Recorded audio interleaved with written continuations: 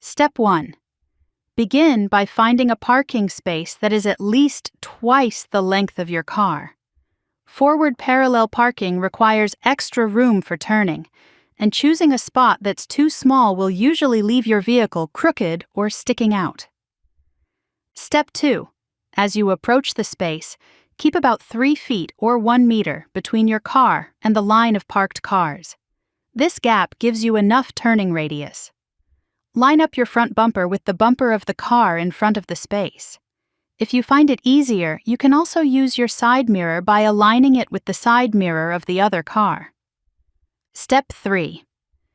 Turn on your right signal to let others know what you're doing. Before starting the maneuver, check all your mirrors and glance over your shoulder to make sure the space is clear. This prevents you from cutting off another car, cyclist, or pedestrian. Step 4. Turn your steering wheel 1 full rotation to the right and begin creeping forward slowly.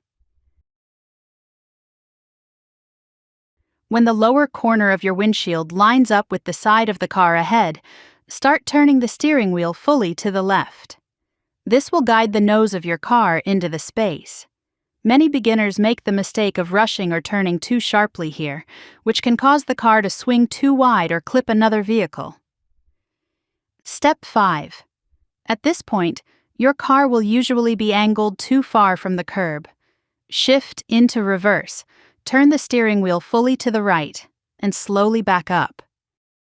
Stop when you can see the left headlight of the car behind you. Step 6. While still in reverse, turn the steering wheel fully to the left and continue backing up until the car is straight and parallel with the curb. Straighten your wheels, and if necessary, move slightly backward to center your car neatly in the space. Forward parallel parking may not be the easiest method, but practicing it improves your steering control, patience, and awareness of space. These skills are valuable in any situation where precision matters, such as city streets or crowded parking lots.